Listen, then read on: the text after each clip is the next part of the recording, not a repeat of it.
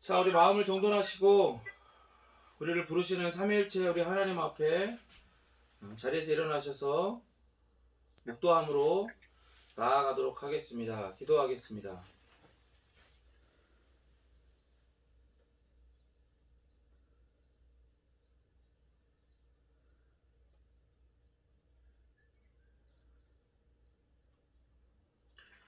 오라 우리가 굽혀 경배하며 우리를 지으신 여호와 앞에 무릎을 꿇자. 대저 저는 우리 하나님이시요 우리는 그의 기르시는 백성이며 그 손의 양이라. 너희가 오늘날 그 음성 듣기를 원하노라. 아멘. 하나님, 일주일간 우리의 삶 가운데 우리를 섭리하시고 우리를 지키시고 그래야 결국에는 이 귀하고 영광스러운 예배의 자리 가운데에 우리 모두가 한 마음 한 뜻으로 한 영 안에서 예배하게 하시니 감사를 드립니다. 하나님, 이 시간 오직 우리의 어떠함과 우리의 생각과 우리의 경험과 그 어떤 것으로도 예배하는 것이 아니라 오직 성령 하나님의 인도하심 안에서 예수 그리스도께서 우리를 향하신 그 모든 은덕들을 기억하며 그것을 믿으며 온전히 성부 하나님 앞에 우리 삼일체 하나님 앞에 예배하게 하옵소서. 거룩하신 예수 그리스도 이름으로 기도드립니다. 아멘. 예, 자리에 앉으시고 사도신경으로 삼일체 우리 하나님을 향한 우리의 신앙을 고백하도록 하겠습니다. 전능하사 천지를 만드신 하나님 아버지를 내가 믿사오며 그 외아들 우리 주 예수 그리스도를 믿사오니 이는 성령으로 잉태하사 동정녀 마리아에게 나시고 본디오 빌라도에게 고난을 받으사 십자가에 못 박혀 죽으시고 장사한 지 사흘 만에 죽은 자 가운데서 다시 살아나시며 하늘에 오르사 전능하신 하나님 우편에 앉아 계시다가 저리로서 산자와 죽은 자를 심판으로 오시리라. 성령을 믿사오며 거룩한 공회와 성도가 서로 교통하는 것과 죄를 사해 주시는 것과 몸이 다시 사는 것과 영원히 사는 것을 믿사옵나이다. 아멘. 우리 찬양 2장으로 삼위일체 하나님의 이름을 높여드리겠습니다. 우리 무반주로 하도록 하겠습니다. 찬양 성부 성자 성령 성삼위일체께 영원 무궁하기까지 영광을 돌리세 영광을 돌리세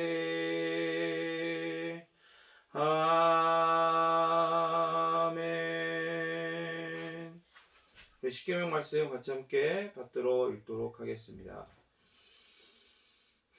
제1은 너는 나 외에는 다른 신들을 내게 두지 말라. 제2는 너를 위하여 새긴 우상을 만들지 말라. 제3은 너는 내 하나님 여호와 이름을 망령되게 부르지 말라. 제4는 안식일을 기억하여 거룩하게 지키라. 제5는 내 부모를 공경하라. 제6은 살인하지 말라. 제7은 간음하지 말라. 제8은 도둑질하지 말라. 제9는 내 이웃에 대하여 거짓 증거하지 말라. 제10은 내 이웃의 집을 탐내지 말라. 아멘. 우리 불변한 하나님의 말씀으로 가지고 우리 일주일의 삶을 비추며 하나님 앞에 회개하며 다시금 사제의 확신과 기쁨 가운데로 나아가도록 하겠습니다. 기도하겠습니다.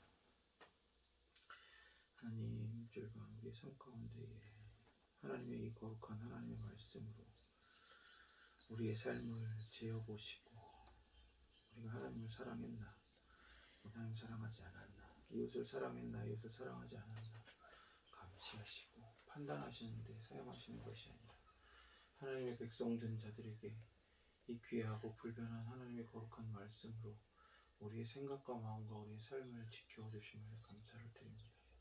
하나님을 사랑하고 이웃을 사랑하는 그 하나님의 통치, 그 거룩한 통치의 아름다운 삶의 모습으로 우리를 인도하시고 그 기준 안으로, 그 기준 속으로 우리를 섭리하시고 이끌어가심을 감사를 드립니다. 그러나 여전히 우리 속에서 거기에 반발심을 갖고 완고하게 여전히 하나님 사랑을 사랑하지 않는 우리 영역들이 있습니다. 주님 용서해 주시고 그리스도께서 영단 보내주셔서 나의 모든 허물과 죄악과 악함들을 다 씻었음을 확신케 하시며 그것을 믿음으로 오직 예수 그리스도만이 나를 대신하여 천대에게 순종하시고 하나님 사랑 이웃 사랑하셨다는 것을 믿고 그 믿음 안에서 그렇게 하나님 사랑 이웃 사랑할 수 있는 힘을 얻게 하시고 예배할 힘을 얻게 하소서. 하나님 감사합니다. 이 거룩한 율법의 말씀이 더 이상 우리에게 우리를 판단하고 정죄하는 말씀이 아니라 이제 하나님의 백성된 자들을 그렇게 아름다운 하나님 나라의 삶의 모습으로 정말로 그 속으로 이끄시는 그리고 그것으로 지키시는 말씀 되게 하심을 감사합니다. 그러나 이 말씀으로 우리의 생각과 마음과 우리의 삶을 지키심에도 여전히 완고하게 우리가 하나님과 이웃을 사랑하기보다 나 자신을 사랑하며 우리가 저지르는 죄악들을 더욱더 사랑할 때가 얼마나 많았는지요. 주님 용서하여 주시옵소서. 예수 그리스도께서 그 영원하고 단번에 드린 그 제사로 말미암아 그 피 흘리심으로 말미암아 우리는 더 이상 하나님 앞에 정죄함이 없음을 고백합니다. 우리가 저질렀던 모든 죄악들을 이미 예수 그리스도께서 용서하셨고 그리고 우리를 대신하여 하나님 사랑하시고 이웃 사랑하시는 그 완전한 순종의 자리에 서셔서 그 모든 것들을 성취하셨음을 믿습니다. 우리가 그것을 믿는 믿음 안에서 우리가 그러한 삶 바로 이 십계명의 말씀이 우리에게 가르쳐 주시고 보여주시는 그 삶을 살 수 있는 힘을 바로 그 믿음 안에서 공급받음을 우리로 하여금 다시금 확신케 하여 주시고 더불어 오늘 이 예배도 바로 그 믿음으로만 드려지게 됨을 기억하게 하여 주시옵소서. 거룩하신 예수 그리스도의 이름으로 기도드립니다. 아멘.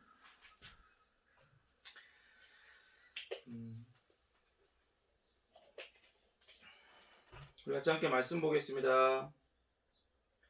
오늘 하나님 우리에게 주신 말씀은 지난주와 동일한 마태복음 13장 18절에서 23절 말씀입니다. 마태복음 13장 18절에서 23절 말씀입니다. 우리 한 절씩 하나님의 말씀 받도록 교독하도록 하겠습니다. 그런즉 씨 뿌리는 비유를 들으라.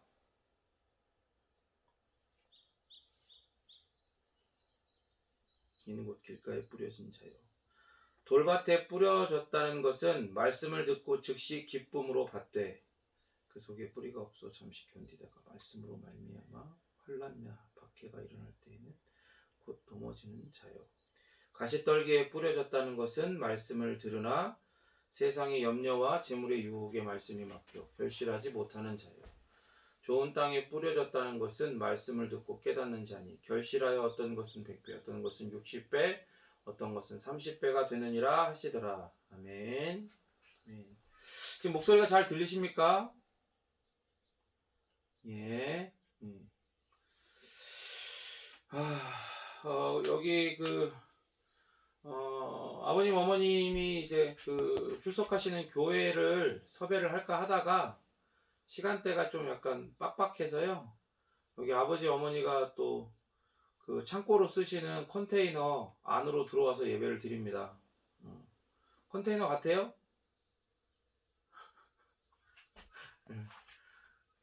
어떤 상황이든 환경이든 상관하지 않고 우리 하나님 앞에 믿음으로 예배를 드립시다. 자, 이제 예수님께서 그 밭두렁, 그렇죠? 밭두렁 옆에 밭두렁에 뿌려진 그 씨 비유 설명해 주시고, 그리고 돌밭에 뿌려진 씨 비유를 설명해 주시고, 이제 오늘 가시밭과 그리고 좋은 땅에 씨가 뿌려진 것에 대한 비유를 설명을 해 주십니다. 22절 다시 한번 읽어볼까요? 22절 시작. 가시떨기에 뿌려졌다는 것은 말씀을 들으나 세상의 염려와 재물의 유혹에 말씀이 막혀 결실하지 못하는 자요. 이것을 헬라어 원문을 직역하면요, 가시덤불 위에 씨가 뿌려진 자, 이는 말씀을 듣지만 이 시대의 염려, 이걸 잘 기억해 놓으셔야 돼요. 이 시대의 염려와 부의 속임이 씨를 막아 열매를 맺지 못하게 되는 사람이다. 이렇게 직역이 됩니다. 자, 이것을 개역 개정에서는 세상의 염려라고 되어 있고, 그리고 재물의 유혹이라고 되어 있죠. 세 번째 땅의 경우에는 씨가 자라기 좋은 땅처럼 보여요. 이게 우리가 생각할 때 그냥 이게 뭐 가시덤불이 막 잔뜩 있는, 그 땅이 안 보일 정도로 막 가시덤불이 막 있는 데다 씨를 뿌린 게 아니고, 씨를 뿌리다가 씨가 멀리 나가고 그렇게 가시덤불 밭에 씨가 뿌려진 게 아니에요. 딱 봤을 때는 이게 좋은 땅처럼 보여요. 돌이 튀어나와 있는 돌도 없고 길가도 아니고 밭인데, 문제는 뭐냐면 거기에 딱 뿌려져서 좋은 밭처럼 보여져서 뿌려졌고, 그리고 좋은 밭이기에 뿌리도 내려지고 싹을 틔우죠. 그리고 점점 더 이렇게 자란단 말이에요. 줄기가 이렇게 자란단 말이에요. 그런데 그 옆에 보이지 않았던 가시덤불이 같이 자라는 거예요. 가시덤불이 같이 자라가지고 이게 더 이상 자라지 못하도록 가시덤불이 그 위를 막아버리는 겁니다. 그러니까 줄기가 더 자라서 굵어지고 튼튼해져서 나중에 열매를 맺을 때까지 성장을 해야 되는데 그 위를 덮어버리는 거예요, 아예. 그러니까 가시덤불의 땅은 말씀을 듣긴 듣지만, 그래서 그 말씀을 들을 때 기쁨으로 받아들이고 그것이 그 마음 가운데 뿌리를 내리는 것처럼 보이고 싹도 틔워요. 그런데 성장하는 것처럼 보이지만 이 말씀대로 이 시대의 염려, 그리고 부의 속임, 재물이 사람을 속이는 거예요.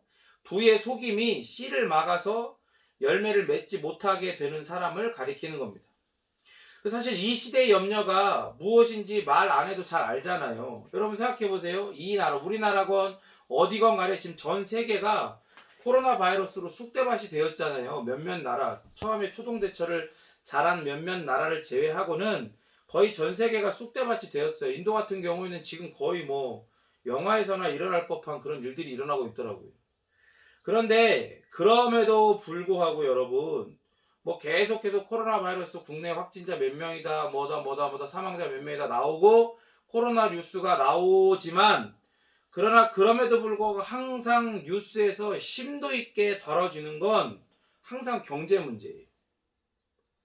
그러니까 코로나 때문에 이제 얼마나 먹고 살기가 힘들어졌고 이것을 어떻게 이겨낼 것인가, 어떻게 견딜 것인가, 앞으로 어떻게 할 것인가, 이 위기를 어떻게 기회로 삼아서 경제적으로 더 발전할 것인가, 이런 뉴스가 대부분이라 이 말입니다.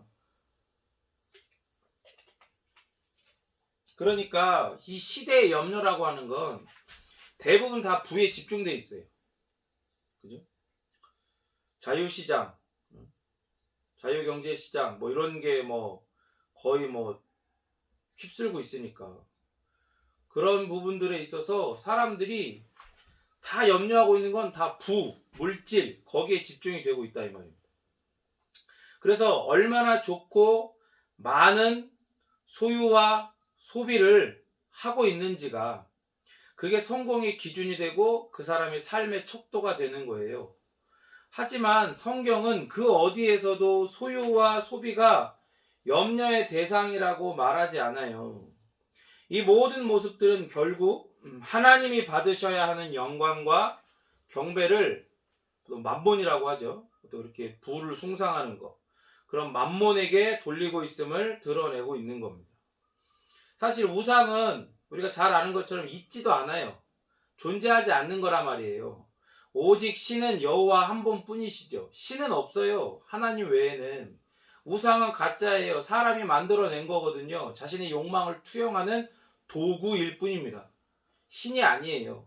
그러니까 우상은 있지도 않은데, 그 만몬은 있지도 않은 건데 사람들에게 더 많은 소유와 소비를 부추기고 그것을 인생의 목적, 그리고 존재의 목적이라고 속이고야 말아요. 만몬이. 그럼 도대체 만몬의 정체성은 뭐예요? 있지도 않는 거라면서. 그러니까 사실 그거죠. 있지도 않아. 존재하지 않아. 그런데 마치 있는 것처럼 여길 정도로 사람들의 마음을 미혹해 해요. 그럼 결국에 그 본질은 뭐겠습니까? 사단 마귀인 거예요. 사탄이, 마귀라고도 불리는 이 사탄이 그 뒤에서 사람들의 마음을 조종을 하는 겁니다. 그걸로. 신약 성경에서 만몬은 물질적인 부요와 탐욕을 뜻해요. 만몬이 물질적 부요, 그리고 그것을 탐욕하는 거, 그것을 인생의 목적으로 두는 거, 두게 하는 거, 그런 존재를 의인화시켜서 만몬이라고 하거든요. 그 유혹으로 번역된, 여기에서 이제 유혹으로 번역된 그 원문이 아파테거든요. 아파테는 이 부가 속이는 특성. 그러니까 이제 부라고 하는 건, 물질이라고 하는 건 사실 그거잖아요. 중립적인 거예요. 악하지도 않고 선하지도 않아. 그런데 중요한 건 그것을 욕망하는 죄인들의 마음이 문제인 거잖아요. 그러니까 예수님께서도 물질이 있는 곳에 바로 너의 마음이 있다라고 말씀을 하시는 거거든요. 그런데 중요한 건 그 물질 뒤에, 만몬 뒤에 누가 도사리고 숨어 있는 거예요? 사탄이 숨어 있는 거예요. 그래서 사람들의 마음을 조종하는 겁니다. 그러니까 여러분 잘 보셔야 돼요. 사람들은 영적 존재죠. 그런데 죄와 사망 가운데 매여 있어요. 흑암의 세력 안에, 흑암 안에 묶여 있단 말이에요. 영적으로는 그 죽어 있죠. 그런데 이 세상에서 사람들이 그냥 그렇게 죽어 있는 채로 살지 않잖아. 그러니까 사단이 이 세상에서, 그러니까 그 영원한 사망, 지옥으로 끌고 가기 전까지의 이 세상에서도 사람들을 이렇게 사로잡을 그런 도구가 필요한데, 이 시대에는 그 도구, 그 전략적 무기가 뭡니까? 부예요, 부. 물질, 소유와 소비, 만몬, 그거란 말이죠. 그러니까 영적으로도 이미 죄와 사망 가운데 잡혀 있고, 이 세상에서 살아가는 인생 가운데에도 만몬에게 잡혀 있는 거예요. 그러니까 성경에서 뭐라 그래요?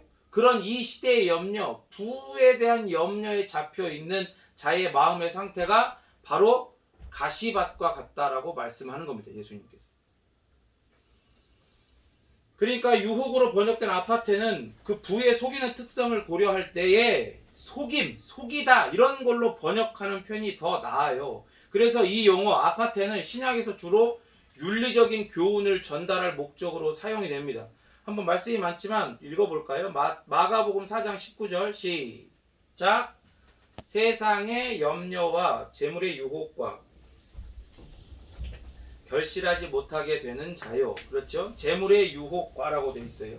우리 히브리서 3장 13절 시작. 오직 오늘이라 일컫는 동안에 매일 피차 권면하여 너희 중에 누구든지 죄의 유혹으로 완고하게 되지 않도록 하라. 그렇죠? 에베소서 4장 22절도 너희는 유혹의 욕심을 따라 썩어져가는 구습을 따르는 옛사람을 벗어버리고 유혹에 욕심할 때, 유혹이 아파트입니다. 같은 에베소 5장 6절 시작. 누구든지 헛된 말로 너희를 속이지 못하게 하라. 이로 말미암아 하나님의 진노가 불순종의 아들들에게 임하나니. 그러니까 헛된 말로 너희를 속이지 못하게 할 때, 속이다가 그게 바로 아파테가 사용이 됩니다. 그리고 데살로니가후서 2장 9절 10절 시작. 악한 자의 나타남은 사탄의 활동을 따라 모든 능력과 표적과 거짓 기적과 불의의 모든 속임으로 멸망하는 자들에게 있으리니 이는 그들이 진리의 사랑을 받지 아니하여 구원함을 받지 못함이라. 속임으로라고 되어 있죠. 이게 아파트예요. 다 이렇게 아파트는 속이다라는 그런 걸로 사용이 됩니다. 그래서 이 시대의 염려가 뭐예요? 먹고 사는 문제에 대한, 물질에 대한, 부에 대한 걱정이에요. 근데 이걸 보면 우리가 전에 봤던 그 6장 25절 34절을 떠오르게 해요. 마태복음 6장 25절부터 34절 한번 천천히 같이 함께 교독하도록 하겠습니다. 그러므로 내가 너희에게 이르노니 목숨을 위하여 무엇을 먹을까? 무엇을 마실까? 몸을 위하여 무엇을 입을까? 염려하지 말라. 목숨이 음식보다 중하지 아니하며 몸이 의복보다 중하지 아니하냐. 공중의 새를 보라. 심지도 않고 거두지도 않고 창고에 모아들이도 아니하되 너희 하늘 아버지께서 기르시나니 너희는 이것들보다 귀하지 아니하냐. 너희 중에 누가 염려함으로 그 키를 한 자라도 더할 수 있겠느냐. 또 너희가 어찌 의복을 위하여 염려하느냐. 들의 백합화가 어떻게 자라는가 생각하여 보라. 쏘고도 아니하고 길쌈도 아니하느니라. 그러나 내가 너희에게 말하노니 솔로몬의 모든 영광으로도 입은 것이 이 꽃 하나만 갖지 못하였느니라. 오늘 있다가 내일 아궁이에 던져지는 들풀도 하나님이 이렇게 입히시거든. 하물며 너희 일까보냐 믿음이 작은 자들아. 그러므로 염려하여 이르기를 무엇을 먹을까 무엇을 마실까 무엇을 입을까 하지 말라. 이는 다 이방인들이 구하는 것이라. 너희 하늘 아버지께서 이 모든 것이 너희에게 있어야 할 줄을 아시느니라. 그런즉 너희는 먼저 그의 나라와 그의 의를 구하라. 그리하면 이 모든 것을 너희에게 더하시리라. 그러므로 내일 일을 위하여 염려하지 말라. 내일 일은 내일이 염려할 것이요 한날의 괴로움은 그날로 족하니라. 아멘.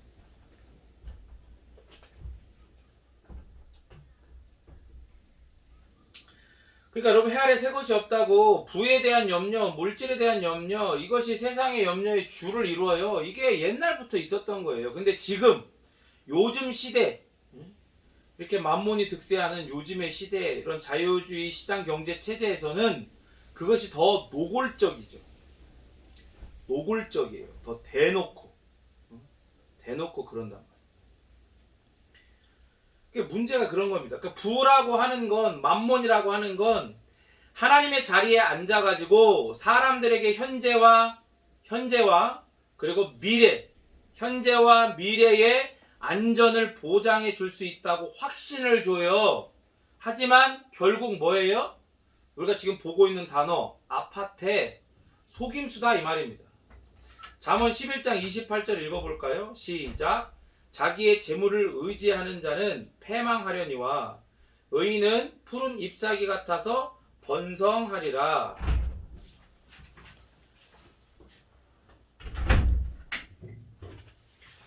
자기 재물을 의지하는 사람은, 만몬을 의지하는 자는 패망합니다. 하지만 의인은 누구겠어요? 하나님을 온전히 신뢰하고 의지하는 자 아니겠습니까? 그런 자는 푸른 잎사귀 같아서 번성하리라 이렇게 이야기를 합니다.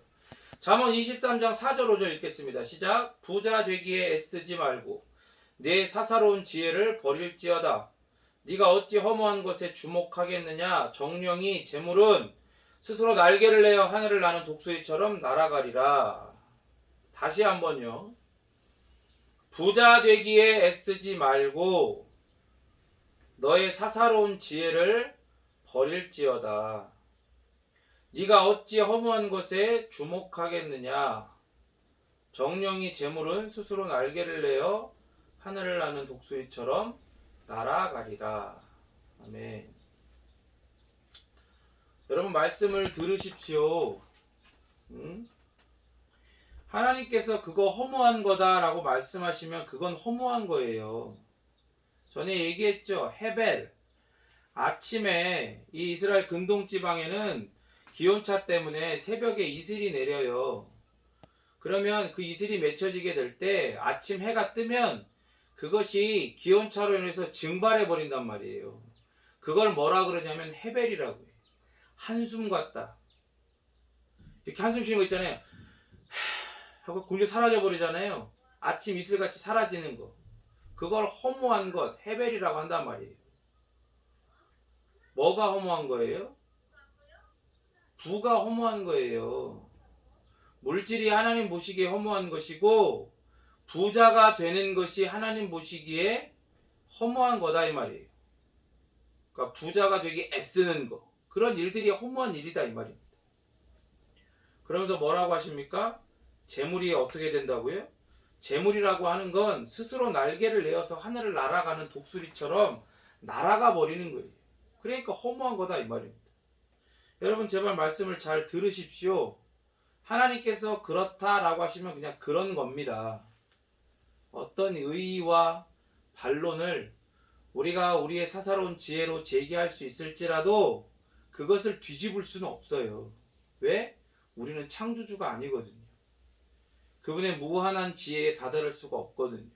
그분의 무한한 지혜로 우리를 보실 때에 그것은 허무한 것이다 라고 하시면 우리가 마땅히 드려야 될 태도는, 마땅히 드려야 될 반응은 아멘, 네 그렇습니다 입니다. 자기 재물을 의지하는 자는 패망합니다. 그러나 의인은 푸른 잎사귀와 같이 번성하게 돼요. 이제 여기 보은에 왔는데 저희 아버지께서, 아버지와 어머니가 그 대추 농사를 하시잖아요. 이파리가 엄청 달려요 진짜. 푸른색 정말 반짝반짝 예쁜 잎사귀가 엄청 달리고 지금도 5월밖에 안 됐는데 순이 났는데 엄청 순이 나 있어요. 너무 많이 나 있어서 아버지가 그 일일이 다 따고 다니세요. 그 수를 줄여야 되는 거예요. 그러니까 의인이 그런 푸른 잎사귀 같이 번성하게 된대요. 그럼 여러분 누가 의인입니까?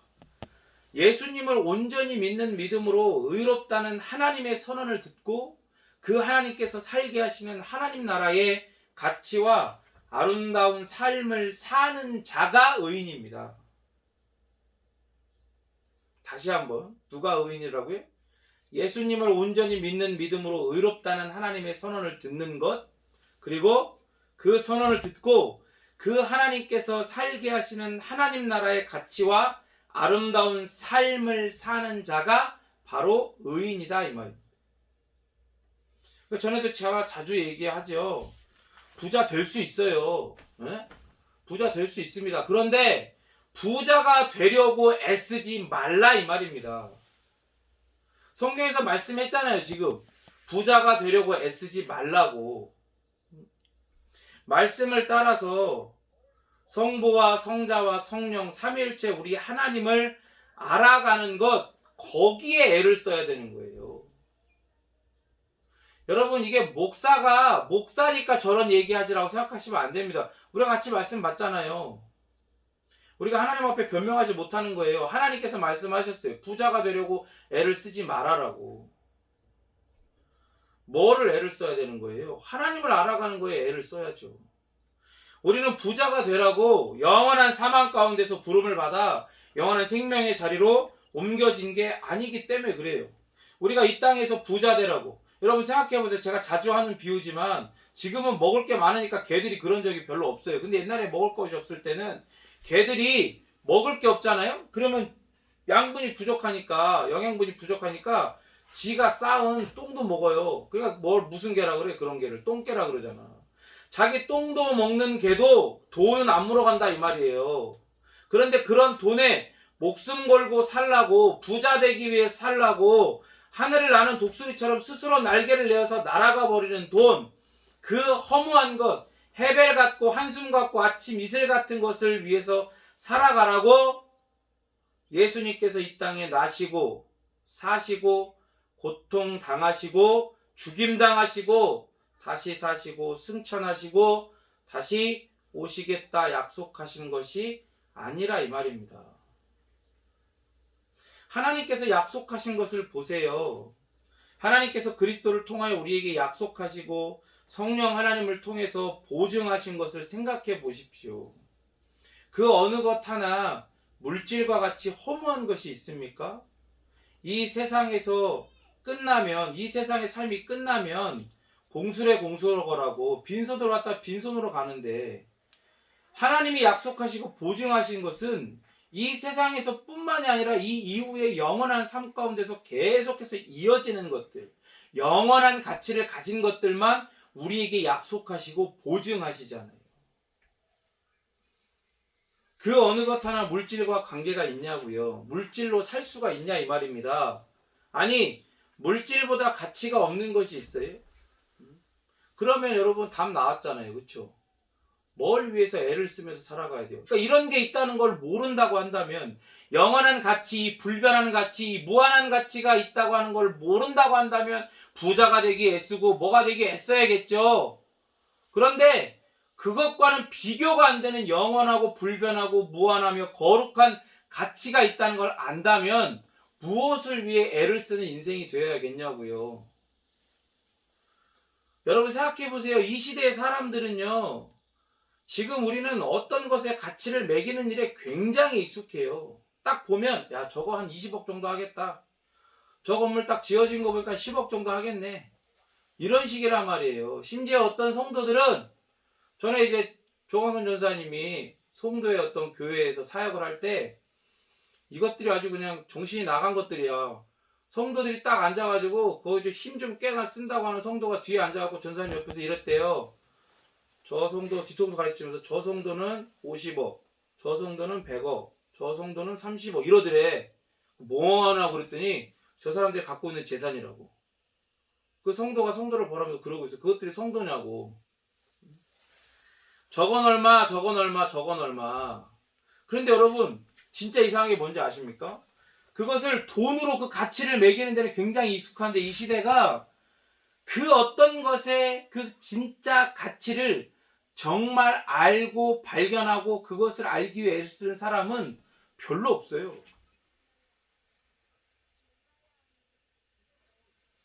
작은 교회를 사고 파는 일이 지금 비일비재합니다.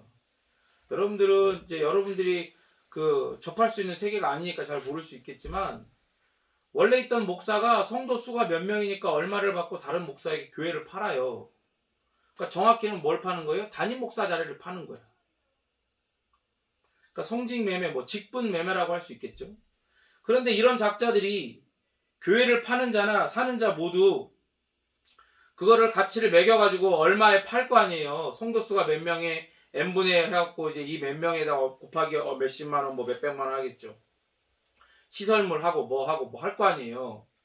그런 식으로 가치를 매기지만, 이런 작자들이 진짜 교회의 가치를, 하나님 나라의 증시 기관으로서의 그 교회의 가치, 아니 하나님 나라의 가치, 아니 하나님이라는 절대적이며 영원하고 무한하고 결코 변하지 않는 이 가치를 아냐 이 말입니다. 이걸 아냐고요. 모르니까 그런 짓거리들을 하는 거예요.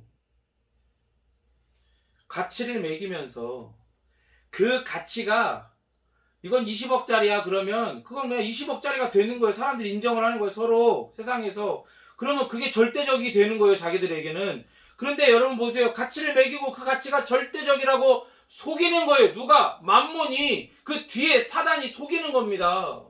거기에 속으면 안 돼요. 속지 마십시오.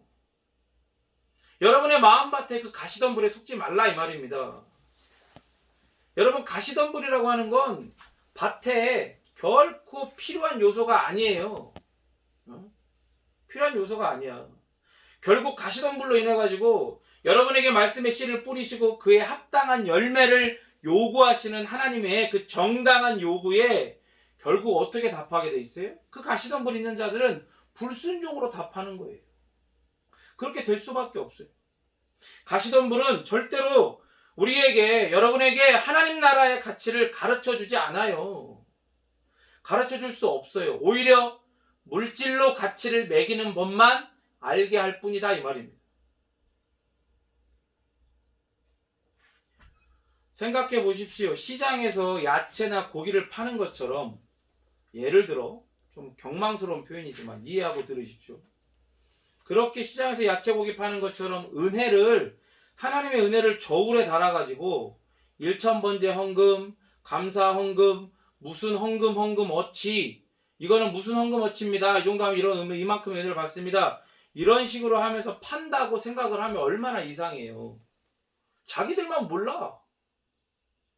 그렇게 하고 있는 자기들만 모른다고요. 그게 얼마나 이상한 건지를. 그래놓고 뭔가 그렇게 기도 제목을 갖고 그렇게 뭐 이렇게 했는데 결국 응답이 됐다. 그러면 은혜래. 무슨 은혜는 뭔 은혜야 그게. 여러분 생각해보세요. 은혜의 본질을 안다고 하면 이런 모습이 얼마나 혐오스러운 모습입니까? 하나님께서는 당신의 독생 성자 예수 그리스도까지 우리를 위하여 내어주셨는데 그 하나님의 그 사랑과 은혜를 이런 식으로 취급하고 아까 얘기했던 것처럼 가치를 매기는 거예요. 그거는 일천번제 드리면 얻을 수 있는 가치다. 그거는 감사한금 얼마 하면 할 수 있는 가치고 그거는 새벽기도 특별 새벽기도 몇십일 하면 할 수 있고 금식 며칠 하면 얻을 수 있는 가치다. 이런 식으로 가치를 매기는 일이 얼마나 혐오스럽냐고요. 하나님의 입장에서. 여러분 우리는 지금 속고 있습니다. 세상을 들썩이게 하고 있죠. 뭐가요? 코인. 어마어마합니다. 지금 도지코인 지금 미쳐가지고 엄청 뛰었어 지금. 주식 그죠? 난리 났어 몇만 퍼센트 폭등하고 비트코인 이런 거 난리 났어. 여러분 이런 코인 주식 이런 게 우리에게 부를 약속하고 평안까지는 아니더라도 편안한 미래 편안한 노후를 약속할 거라고 믿고 있습니까? 아니면 그렇게 되기를 간절히 바라고 있어요? 좋아. 이거 좋아. 만약 여러분이 그렇게 믿고 바란다고 해도요. 혹은 세상이 그렇게 주장하면서 실제로 만몬에게 그런 복을 받아서 살고 있는 사람들을 제시해도 봐라 이렇게 했다. 코인에서 지금 차 엄청 좋은 거 끌고 강남의 아파트 매체 한강 보이는 아파트 매체를 갖고 있는 거 봐라. 우리도 해야 된다. 이렇게 제시하더라도 우리는 그것들을 따라 살 자가 아니라 이 말입니다. 여러분 코인 하지 말고 주식 하지 말라는 말이 아니에요. 하지 말라는 말이 아니라고요.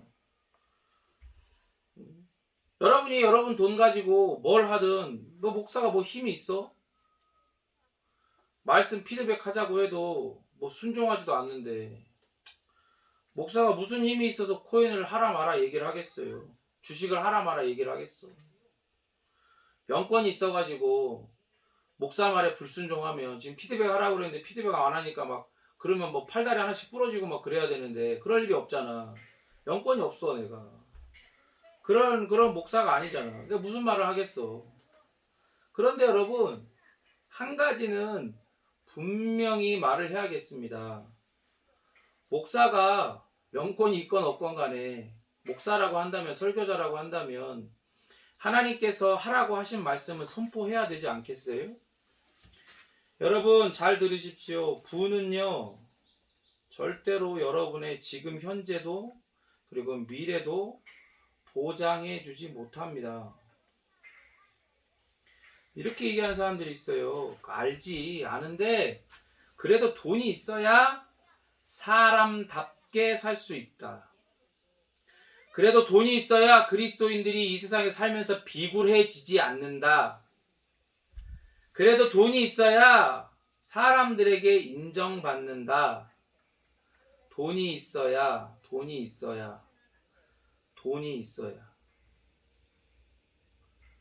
여러분 그거다. 이거 표현을 써놓고 할까 말까 고민했는데 그냥 해야 되겠어. 마음에 걸리시는 분은 그냥 이해해 주십시오. 돈이 있어야 된다는 거 있잖아요. 그거 다 개뻥이에요. 그거 뻥이라고. 여러분 돈이 있어야가 아니라 믿음이 있어야로 바뀌어야 돼요. 돈은 없고 삶이 팍팍하고 힘들지라도 비트코인 사는 거 없고 주식 사는 거 없을지라도 그래도 믿음이 있어야 사람답게 사는 겁니다. 믿음이 있어야 그리스도인이 비굴해지지 않는 거예요. 믿음이 있어야 사람들뿐만이 아니라, 아니 사람들은 아니더라도 하나님에게 인정받아요. 뭐가 있어야죠? 믿음이 있어야. 믿음이 있어야 하나님께 인정받는 겁니다. 여러분의 마음에 부에 대한, 물질에 대한 염려와 속임수가 가득해지도록 내버려 두지 말라 이 말입니다. 얘기했잖아요. 처음부터 가시덤불밭이 아니라니까요. 씨가 뿌려지고 심겨져서 뿌리가 내리고 싹이 나요. 위로 나온단 말이에요. 근데 그때 같이 그 옆에 가시덤불이 고개를 내밀고 같이 자라는 거예요. 근데 무서운 게 뭐예요? 성장 속도가 다르거든요. 무섭단 말이에요. 왜? 우리 안에 남아있는 죄인된 본성을 먹고 자라거든요. 어마어마하게 빨리 자랍니다. 우리 안에 심겨진 하나님의 말씀의 씨는 뭐와 싸우면서 자라요? 우리 안에 있는 죄의 본성과 세상과 싸우면서 자라요. 그렇기 때문에 성장은 더디죠. 그러나 강하게 자랍니다. 그렇게 자랄 때 성장 속도가 달라가지고 이 가시덤불이 세상의 재물에 대한 염려가 우리에게 심겨진 말씀의 씨앗을 뒤덮어버리게 하면 안 된다 이 말이에요. 싹을 잘라버려야지. 싹을. 여러분 제발 부탁하는데 다 듣고 좋은 말씀입니다. 그런데 그래도 이건 있어야 돼요. 그래도 돈은 좀 있어야 돼. 이런 말 하지 마요. 이런 생각하지 말라고. 착각하지 마십시오. 스스로를 속이지 말라 이 말입니다. 여러분의 현재와 미래를 책임지고 보장하는 것은 물질도 아니고 부도 아니고 만몬이 아니라 오직 따라합니다. 여호와 이레. 여호와 이레 우리 하나님이에요. 그가 준비하시는 겁니다. 그가 거기에서, 여기가 아니라, 지금이 아니라 거기에서 내 미래의 시간 가운데에 여호와 이레 하나님이 우리의 쓸 것을 아시고 책임지시고 이미 예비해 놓고 계시는 거예요. 그러니까 부가 없어도, 물질이 없어도 뭐가 있으면 살아요? 믿음이 있으면 살아요. 믿음이 있으면. 하나님의 관심은요, 우리가 잘 먹고 잘 사는 거 그런 거 아니에요. 하나님의 관심은, 여러분 착각하지 말고 잘 들으십시오. 오해하지 말고 잘 들으세요. 하나님의 관심은 항상 하나님에게 있어요. 하나님 자신에게 있어요. 하나님의 어떠하심에만 관심이 있어요. 왜? 하나님 당신보다 더 가치 있는 것이 이 세상에 없거든요. 우리가 자연스럽고 하기 좋아하는 그 일, 물질로 가치를 매기는 그 일 있잖아요. 하나님의 어떠하심을 이 물질로 가치를 매길 수 없다 이 말입니다. 그러니까 하나님은 하나님에게만 관심이 있는 거예요. 만약에 하나님의 어떠하심을 물질로 가치를 매길 수 있어. 막 무슨 몇 조, 몇십 조, 몇백 조 막 이런다 그러면 하나님도 물질에 관심을 두고 야, 이 물질이 있어야 너희들 산다 그러면서 하나님 우리에게 막 물질을 막 부어주시겠지. 그게 막 떼부자가 되고 어마어마한 거부가 되는 게 그게 그리스도인들이 보편적으로 일반적으로 받는 복이 되겠죠. 그런데 그게 아니라니까요. 하나님의 관심은 물질이나 썩어 없어질 이 세상의 것에 있는 게 아닙니다. 하나님의 관심은 오직 하나님 자신에게만 있는 거예요. 그래서 우리를 사랑하셔서 우리를 돌보실 때도 우리의 삶의 필요를 채우심을 통해 뭘 원하시는 거예요?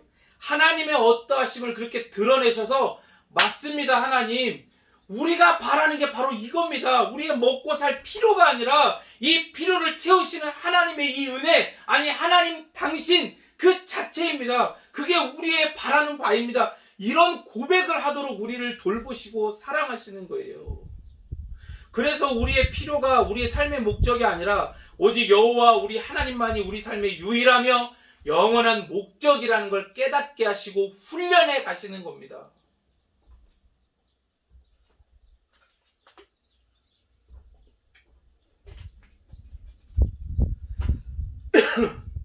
감옥에 들어가 있는 재용이 형이, 돈 많으면 다 형 아니야? 재용이 형이, 머스크 형이, 수루 형이, 수루 형 알죠? 만수루. 여러분을 부자로 만들고 여러분의 인생을 책임져 주지 않는다고요. 이생의 염려라는 말은 이 세상과 이 세상에 속한 것들로 그 마음이 점령당하고 심지어 거기에 푹 빠져버린 것을 말해요. 그러니까 염려라고 해서 막 걱정하고 이런 게 아니라 그냥 거기에 그냥 사로잡혀버리고 거기에 푹 빠져있는 거예요. 그래서 그러한 일에 온 힘과 마음과 시간과 자원들을 다 빼앗기고 만다면 그 일 때문에 천국 메시지, 여러분 생각해보세요. 우리가 교회로 부름받았잖아요. 우리는 교회예요. 우리 한 사람 한 사람이, 그리고 우리 공동체가 개인으로서 공동체로서 교회란 말이에요.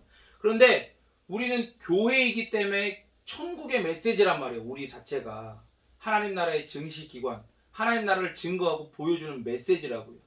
그런데 이생의 염려 가운데 우리의 마음이 빼앗기고 거기에 푹 빠져버리면 그것 때문에 천국 메시지로서의 우리의 존재의 의의가 희미해지는 거예요.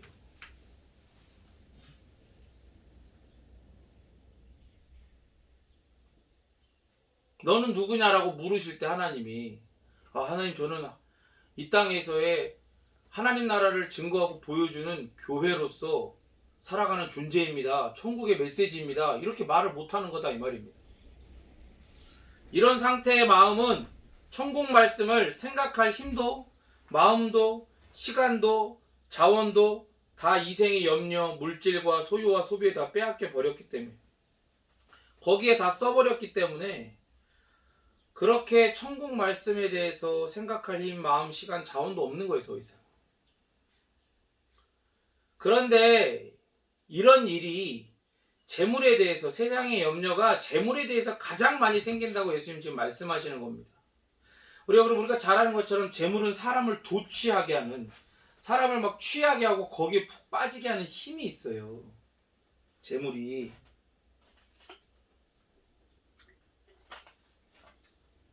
굳이 더 정확히 얘기하자면 재물이 그런 힘이 있는 것이 아니라 사람의 본성, 죄인된 본성이 그것을 그렇게 여기게 하는 거죠.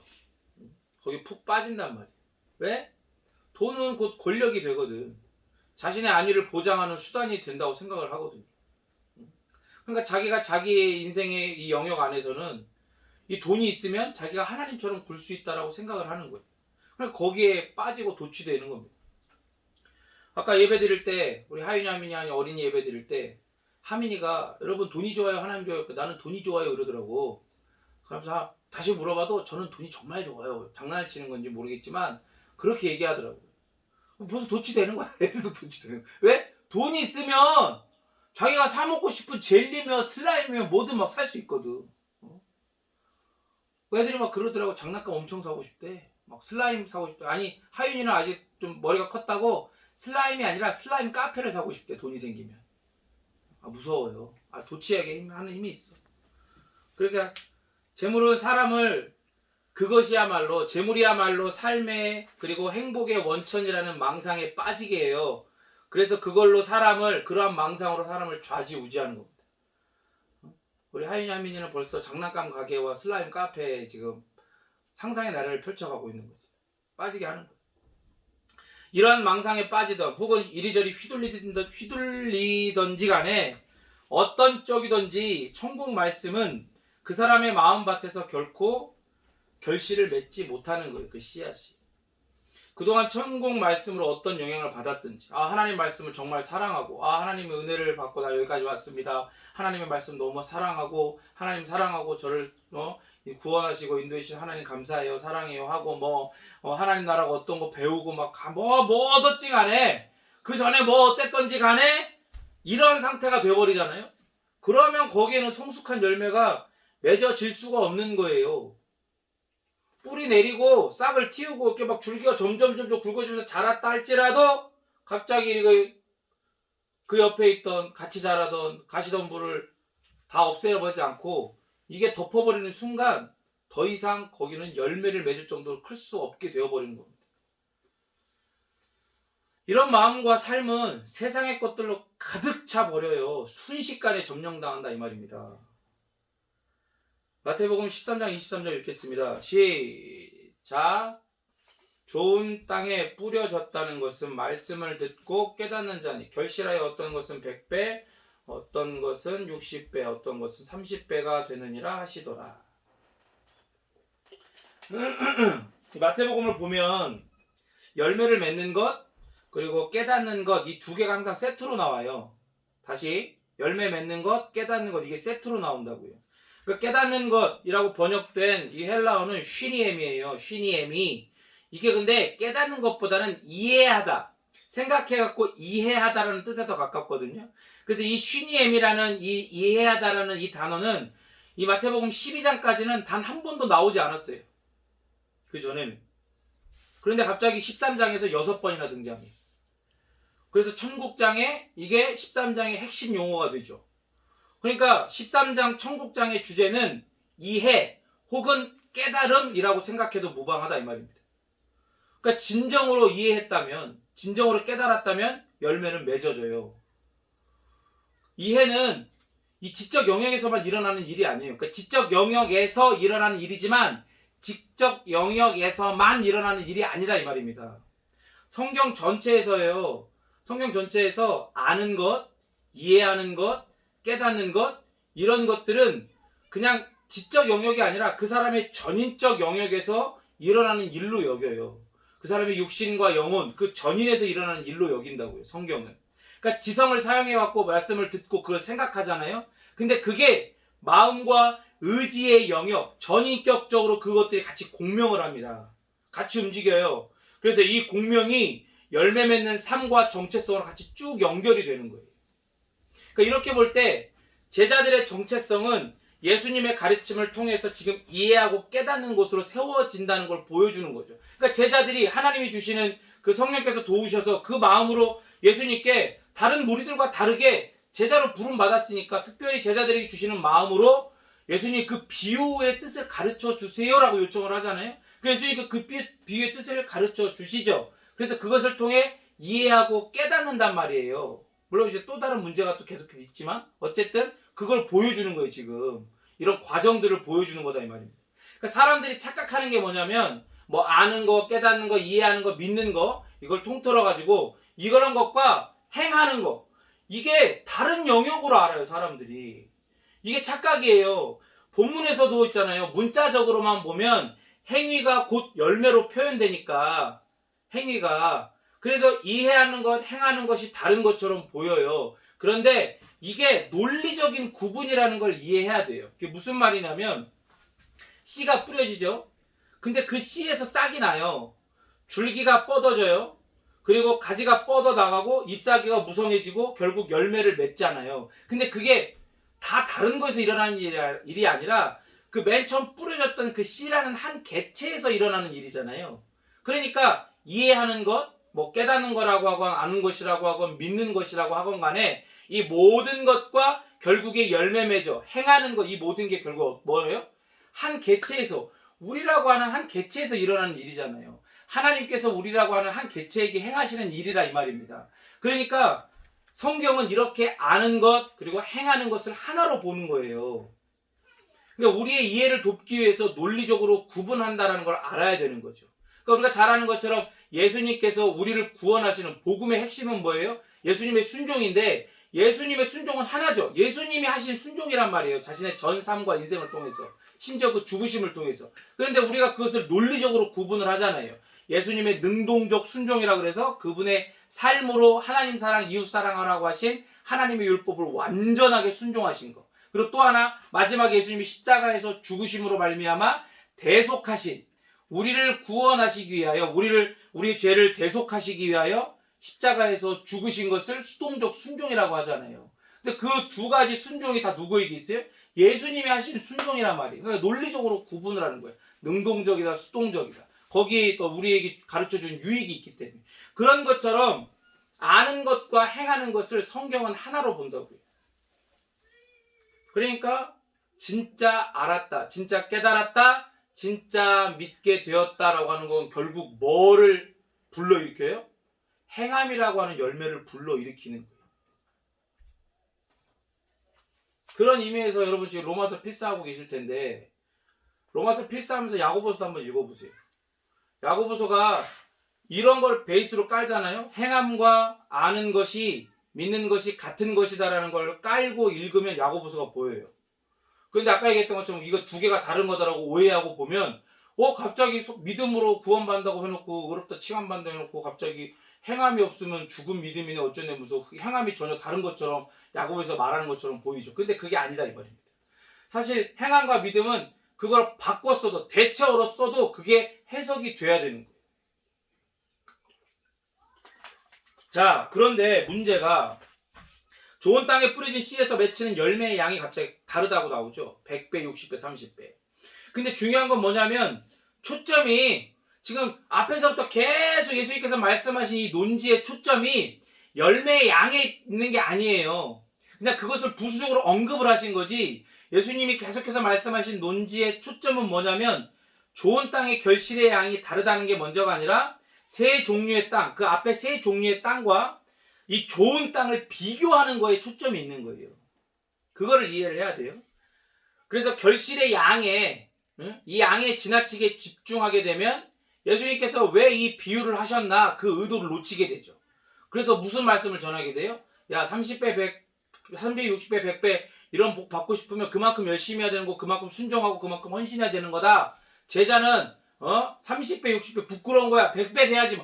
이런 식으로 막 되는 거예요. 뭐 고지론, 막 높은 곳에 올라가서 세상에서 영향을 가져가지고 그리스도의 제자라고 하면 그리스도인이라고 한다면 그렇게 높은 곳에 올라가 사람들한테 영향을 끼쳐야 된다. 막 이런 식으로 계속해서 이상하게 연결이 되는 거예요. 그럼 예수님이 하신 말씀과는 이상하게 나가는 거죠. 그게 여기 뭐가 되는 거예요? 이단이 되는 거야. 그게. 본문에서 예수님은 얼마나가 아니라 지금 계속해서 뭐가 중요하다고 그랬어요? 열매를 맺을 수 있느냐 없느냐, 열매를 맺는 땅은 어떤 땅이냐 그 말씀을 하셨잖아요. 그걸 중요하게 생각해야 돼요. 그걸 베이스로 한 다음에 결실의 차이에 대해서도 조금 생각을 해봐야 되는 거죠. 말씀을 듣는 것은 모두가 함께 듣죠. 그런데 말씀에 대한 반응은 다 달라요. 말씀을 바르게 제대로 들었는지는 열매가 맺어지는 과정, 결과뿐만 아니라 과정과 결과로 나타나요. 감출 수 없이 나타나요. 그리고 감춰지지 않고 나타나. 이게 무서운 거예요, 여러분. 여러분이 말씀을 잘 듣고 있는 것처럼 목사를 속이고 다른 성도를 그리고 스스로를 속일 수는 있어도 여러분의 삶을 속일 수 없어요. 드러나요. 그건 어쩔 수 없는 거야. 무서운 거야. 사실 여러분 같은 제자라고 해서 모두가 다 같은 수준은 아니잖아요. 우리가 잘 아는 것처럼 어부인 사람도 있고 세리인 사람도 있고 뭐 의사인 사람도 있고 뭐 종류가 다양하단 말이에요. 12제자도. 근데 보세요. 어렸을 적부터 먼저 신앙생활을 먼저 된 자도 있고 나중에 신앙생활을 한 사람도 있어요. 그리고 어렸을 적부터 신앙생활하기 좋은 환경, 뭐 몇 대째 예수 믿었다. 물론 그게 꼭 좋은 거라고 할 수는 없지만 그런 좋은 환경에서 자란 사람도 있고 유리한 환경에서, 그리고 예수님을 믿지 않는 그런 비그리스도인의 가정에서 자란 사람도 있어요. 그렇기 때문에 말씀을 듣고 깨닫는 정도도 달라요. 열매가 맺혀지는 속도도 다르고 열매의 크기도 다 다르죠. 그런데 중요한 건 여러분 뭐냐면, 좋은 제자는 성장하면 성장할수록 더 깊이 말씀을 깨달아가고 더 많은 열매를 맺어가게 된다는 거예요. 그러니까 말씀에 순종한 과거의 경험, 예를 들어 뭐 30배까지 안 되면 한 10배의 어떤 열매를 맺었어. 그런 경험이 있어. 그럼 거기서 야, 나는 과거에 이렇게 10배 내가 이렇게 열심히 했고 10배 어떤 이런 열매를 맺었다. 이런 거에 만족하지 않고 지속적으로 계속해서 겸손히 깨달아 가기를 소원하면서 더 많은 열매를 100배, 뭐 반대로 하면 30배, 60배, 100배 이런 식으로 더 많은 열매를 맺어 가는 거죠. 그런데 과거에 나는 어떠했네 이러면서 영적인 꼰대라떼가 되지 않는 거예요. 이런 좋은 제자는.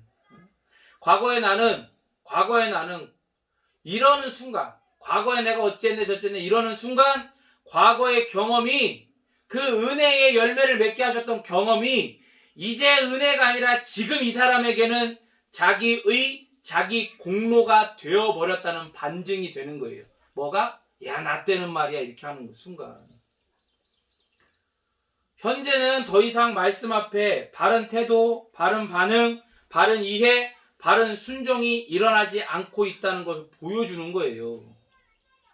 과거에 하나님께서 은혜로 경험하게 하신 그것을 가지고 계속해서 그 은혜들을 갈망해야 되는데, 열매 맺기를 갈망하고 성숙해야 되는데, 성화되어야 되는데 거기에 매여 있는 거예요. 그 순간 어떻게 된 거예요? 물이 고이면 썩듯이 거기에 매어버리는 순간 이 사람은 성숙하지가 않고 열매를 맺을 수 없어요. 그리고 하나님의 은혜로 경험하게 하셨던 그 일들도 이제는 이 사람에게 자기 공로, 하나님이 혐오하시는 일이 되어버리는 거다 이 말입니다.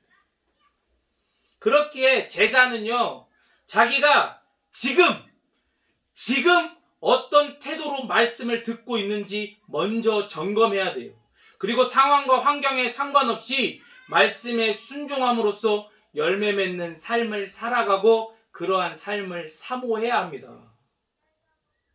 그럼 자꾸 열매 그러잖아요. 열매 그러는데 대체 열매가 뭐냐? 마태복음 전체에서 열매는요, 결국 하나님의 뜻에 순종하는 삶을 이야기해요. 그것을 예수님께서는 산상설교에서 가르쳐 주셨죠, 이미. 마태복음 7장 15절부터 20절 한번 천천히 읽어볼까요? 마태복음 7장 15절에서 20절 시작. 거짓 선지자들을 삼가라. 양의 옷을 입고 너희에게 나오나 속에는 노략질하는 일이라. 그들의 열매로 그들을 알지니 가시나무에서 포도를 또는 엉겅퀴에서 무화과를 따겠느냐. 이와 같이 좋은 나무마다 아름다운 열매를 맺고 못된 나무가 나쁜 열매를 맺나니 좋은 나무가 나쁜 열매를 맺을 수 없고 못된 나무가 아름다운 열매를 맺을 수 없느니라. 아름다운 열매를 맺지 아니하는 나무마다 찍혀 불에 던져지느니라. 이러므로 그들의 열매로 그들을 알리라. 그리고 전에 강의했던 내용이 아니겠습니까? 거짓 선지자, 여러분 생각해보세요. 거짓 선지자들이 야, 내가 거짓 선지자야, 내가 거짓 선지자라고 막 이러면서 나와요? 양의 옷을 입고 나오는 거예요. 유순해 보이고 선해 보이는 모습으로, 순종적이고 헌신하는 모습으로, 열심히 있는 모습으로 나오는 겁니다. 목자를 신실하게 따르는 그런 양의 모습으로 나온다고요. 같은 양, 너도 양 나도 양, 우리 모두 양이야, 이런 식으로 나오는 거예요. 하지만 그 속은 뭐예요? 늑대라고요. 늑대. 양을 잡아먹는 늑대. 양을 집어삼키려고 지금 유순하고 선한 척하고 목사에게 순종하는 척, 목사가 아니라 목자에게 순종하는 척, 같은 양인 척 하는 거예요. 여러분 생각해보세요. 그런데 다른 양들 생각해보라고요. 공동체에 있는 그 다른 양들. 양이 눈이 어둡다고 가르쳐줬죠? 눈이 굉장히 어두워요. 완전히 근시야. 바로 요 앞에 있는 거 막 희미하게 보일랑 말랑 하거든요.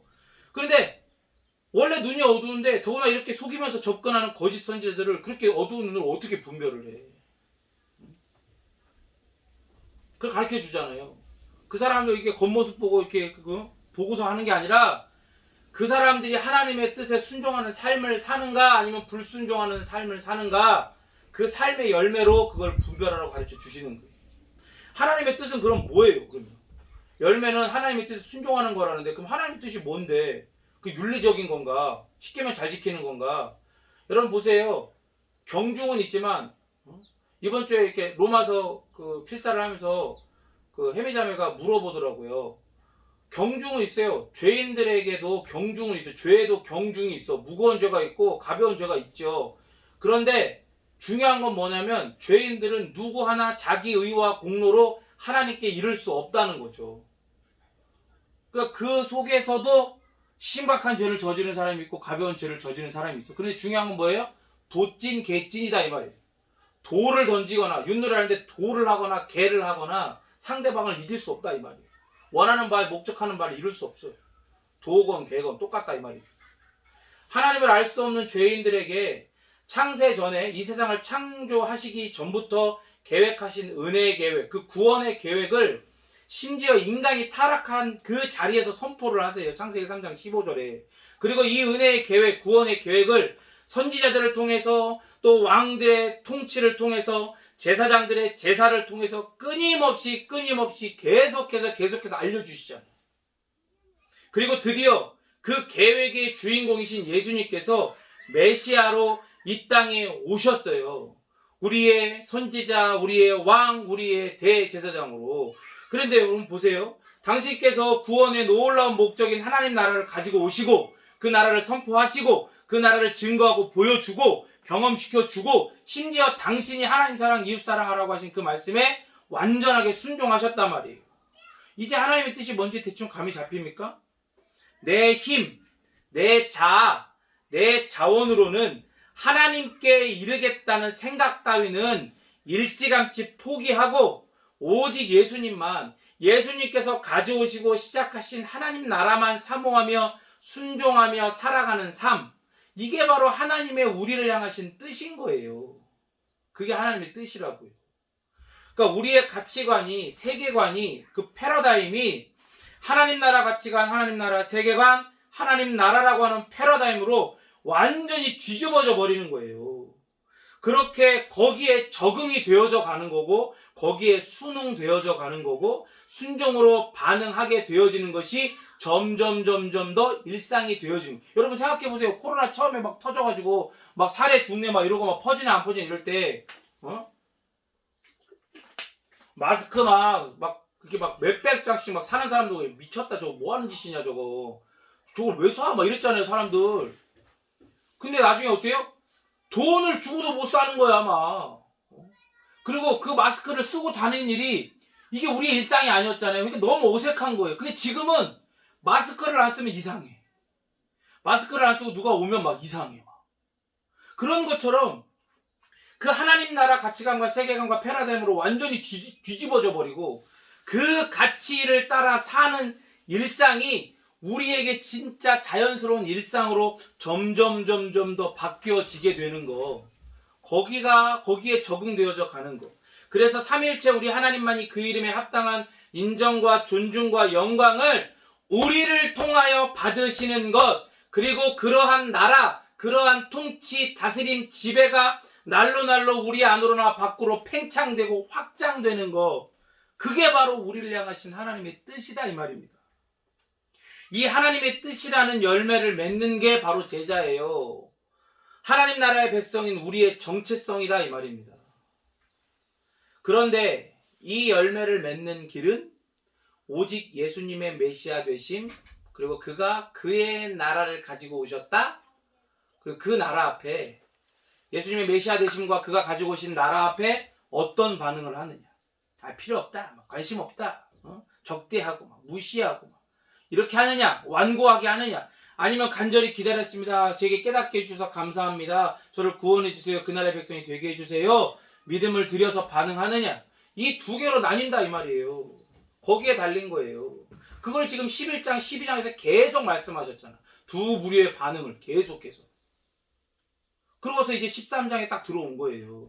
죄인에게 자연스러운 반응으로서 예수님을 여전히 불신하고 하나님 나라를 알고 사랑하고 살아가기보다 이 세상을 더욱더 알아가고 사랑하고 살아가기를 소원하면 이건 무슨 밭이에요? 이 길 까고 돌밭이고 가시밭인 거야 이게.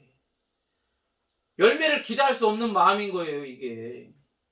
하지만 전에 없는 새로운 생명으로 그냥 기존에 가지고 있던 죽어있는 우리의 어떤 것으로는 하나님 나라와 그 하나님 나라를 가지고 오신 메시아에 대해서 반응할 수 없으니까 전에 없는 새로운 생명으로 예수님과 그의 하나님 나라 메시지에 믿음으로 반응하면서 예수님과 그 나라를 더욱 알기를, 더욱 사랑하기를, 더욱 살아가기를 갈망하게 되는 자녀이자 백성이자 제자인 성도는 더 이상 길가나 돌밭이나 가시밭이 아니라 예수님의 영이신 성령 하나님께서 그 능력으로 창세기 1장 2절에 나온 것처럼 메레 헤페트 운행하시는 거예요. 닭이 알을 품는 것처럼 품으시는 거예요.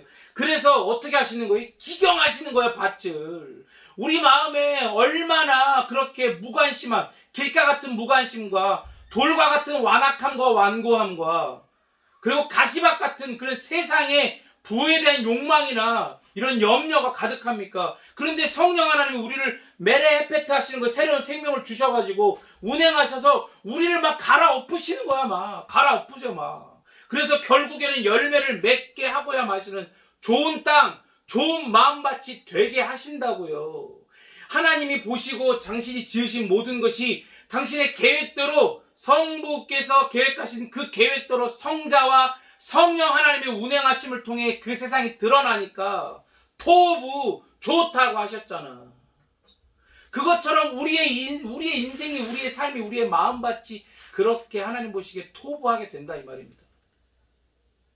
그러니까 쉽게 말해 부르심을 입은 자들인 성도의 열매는 단순히 윤리적인 열매를 뛰어넘어서 예수님을 하나님이 보내신 그리스도로 하나님의 구원의 계획을 선포하시며 가르치시는 선지자요, 당신이 대제사장이시자 제물이 되사 영단번의 제사를 드리시는 대제사장이시며 하나님 나라 그 하나님의 다스림과 그 다스림 앞에 참된 순종이 무엇인지를 먼저 순종하심으로 가르치시고 보여주시는 왕이시라는 것을 믿는 사람들의 열매예요. 그게 바로 성도들이 맺는 열매다 이 말입니다. 그러니까 더 쉽게 말해서 그러니까 예수님과 그의 나라만 남는 거야. 전혀 어울리지 않는 우리의 원래 마음과는, 우리의 원래 마음에서는 정말로 만들어낼 수 없는 예수님과 하나님 나라에 대한 믿음만 남아지게 되는 거. 그게 열매예요. 그게. 열매의 어떠함에 대해서는 나중에 21장 가서 더욱더 자세하게 다룰 거고요. 자, 여러분 말씀을 들으니까 여러분은 어떤 땅, 어떤 마음의 상태인 것 같습니까? 밭두렁이? 돌밭이? 아니면 가시밭이? 아니면 좋은 밭입니까? 나는 좋은 밭이 아니구나 라는 절망적인 생각이 들어요. 만약에 그런 절망적인 생각이 든다고 한다면 그러면 이 설교는 바르게 선포된 겁니다.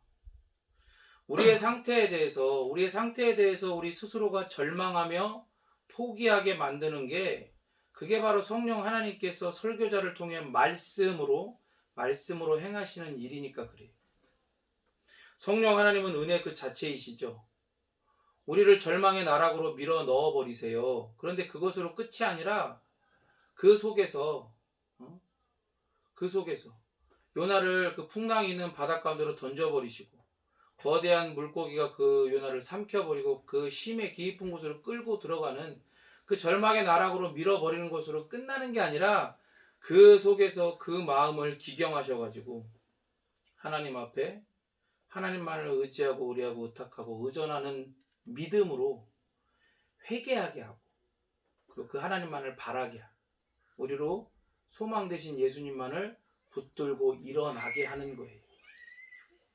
여러분 제자들을 보세요. 비유의 뜻을 물어가지고 말씀을 듣고 있는 제자들의 마음밭은 보세요. 지금 이 예수님의 말씀을 듣고 있는 지금 좋은 밭일까요?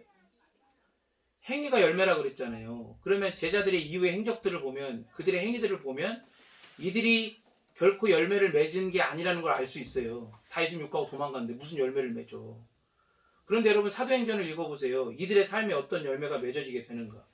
그 열매가 맺어지게 되는 씨를 누가 뿌렸어요? 누가 그 땅을 갈아엎어가지고 더 이상 길도 아니고 돌도 아니고 가시도 제거된 좋은 밭이 되게 하셨어요? 누가 그 은혜의 물을 부으셨어요? 결국에는 싹을 틔우고 열매를 맺게 하고야 마는 일을 누가 하셨어요? 성령 하나님께서 하시는 거예요. 내가 보내는 또 다른 보혜사가 너희들에게 오면 이 일들이 일어난다고 예수님이 가르쳐 주신 겁니다. 그러니까 그들이 그 소망을 가지고 함께 모여 기도했던 거예요. 항상 그러셨듯이 불변하시는 그 성품으로 우리를 운행하셔가지고 성부 하나님의 부르심의 계획에 합당한 모습으로 그리스도를 믿는 믿음으로 우리에게 부으셔서 물 붓듯이 부으셔서 우리로 하여금 열매를 맺게 하시고야 말아요. 여러분, 제가 맨날 얘기하잖아요. 우리가 전에 좋은 나무였던 적이 있었냐고요. 우리가 좋은 땅이었던 적이 없어요. 그것처럼 좋은 땅이었던 적이 아무도 없어. 아무도. 의인은 없나니 하나도 없어. 좋은 땅이었던 사람은 아무도 없어. 우리 모두는 그리스도와 그의 나라에 불신과 무관심 혹은 양다리, 자기의 이런 것들 따위로 반응하였던 길가 같고 돌짝밭 같고 가시밭 같던 사람들이잖아요. 혹은 여전히 그런 부분들이 남아있잖아요. 그런 우리를 그리스도라는 좋은 나무에 접붙여 주시듯이 그리스도라는 좋은 농부에 소유된 좋은 땅으로 갈아엎어 주시고 가꾸어 주시고 다루어 주시고 보듬어 주시고 다스려 주시는 거예요. 다루어 가시는 거예요. 그렇게. 당장 여러분 내 삶의 열매가 몇 배 맺혔는가가 중요한 게 아니라고 했습니다. 성령 하나님께서 지금 갈아엎으시는 거, 나를 가꾸어 주시는 거, 다루어 주시는 거, 보듬어 주시는 거, 다스려 주시는 이 은혜를 간절히 사모해야 돼요. 그런데 이 은혜는 뭘로만 사모할 수 있어요? 따라합니다. 믿음. 나를, 좋은 땅이 아닌 나를, 좋은 밭이 아닌 나를 예수 그리스도라는 거룩하고 영원하고도 완전히 좋은 밭으로 나를 옮기셨다는 그 믿음으로 이 은혜를 사모할 수가 있는 거예요. 여러분, 우리와 연합하여 주신 예수 그리스도는 세상에서 가장 값진 땅입니다. 우리에게 이런 사모함이 있기를 진심으로 축원합니다. 우리 같이 함께 기도할까요? 우리 시간 기도하실 때 이렇게 기도할게요. 성령 하나님, 나에게 그리스도를 믿는 믿음을 더욱더 부으사 그 믿음으로 성령 하나님이 나를 그리스도 안에서 경작하여 주시고 기경하여 주셔서 나로 하여금 좋은 밭이 되게 하심을 믿습니다. 내 안에 길가 같은 무관심, 돌밭 같은 완고함, 가시밭 같은 이생의 염려, 이런 것들을 완전히 제거하여 주시고 나를 온전히 좋은 밭으로 다스리시고 다루어 주십시오. 그렇게 같이 함께 기도하겠습니다. 하나님 감사합니다. 우리에게 예수 그리스도께서 가시밭과 좋은 밭의 비유를 설명하여 주심을 감사를 드립니다. 주님, 우리로 하여금 정말로 예수 그리스도를 그리고 그가 가지고 계신 이 하나님의 나라를 온전히 믿는 믿음을 더욱더 부어주시고 그 말씀을 듣고 이해하며 그 이해와 믿음을 따라 열매 맺게 되어지는 놀라운 하나님의 은혜가 우리에게 날로 더해져가고 우리 속에서 그 열매 맺는 것, 이해하게 하나님의 말씀을 듣고 하나님을 더욱더 알아가는 것, 그리스도를 더욱더 믿게 되어지는 이 일들을 더욱더 갈망게 되게 하여 주시옵소서. 그래서 우리가 그 믿음으로 말미암아 우리를 운행하사 우리를 기경하시고 정말로 돌짝밭 같고 길가 같고 가시밭 같은 우리를 기경하시는 성령 하나님의 은혜를 경험케 도와주십시오. 생의 자랑을 우리 속에서 제거하여 주시고 그 싹을 잘라주고 뿌리까지 뽑아 주십시오. 주여, 우리의 완고함의 돌들을 그 작은 것 하나까지도 다 제거하여 주시고 길가 같은 그런 하나님을 향한 무관심들이 우리 안에 사라지고 오직 그리스도만 그 그리스도께서 가지고 오신 하나님의 나라만 우리 안에서 거대하게 이전과 다르게 팽창되어지고 우리 밖으로 확장되어지는 은혜가 있게 하여 주시옵소서. 오직 하나님을 아는 것, 하나님을 믿는 것이, 예수님을 알고 예수님을 믿는 것이 하나님 감사합니다. 우리에게 이 시 비유, 네 가지 밭의 비유를 설명하여 주심을 감사를 드립니다.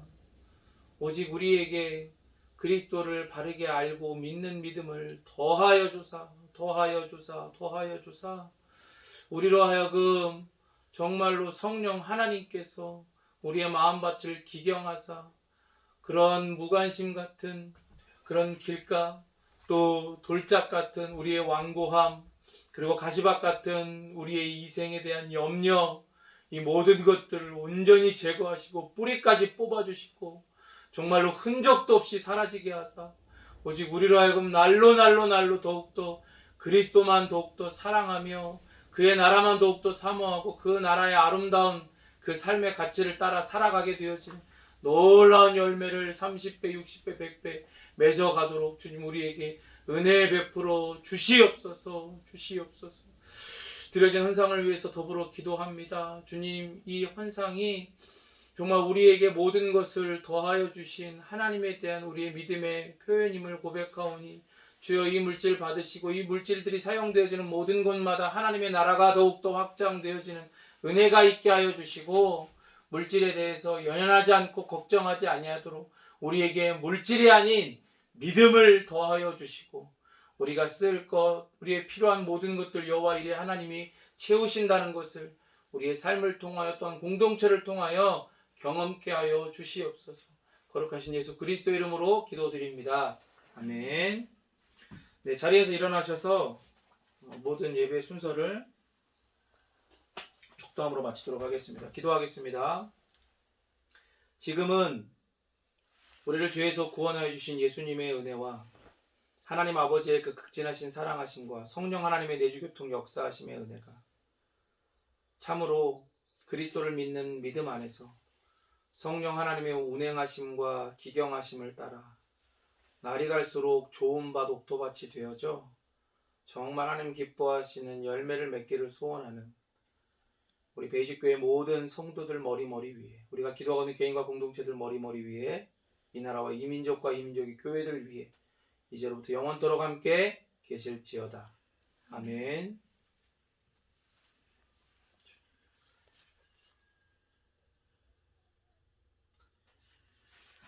예, 예배의 순서를 마치겠습니다. 우리 광고하도록 하겠습니다.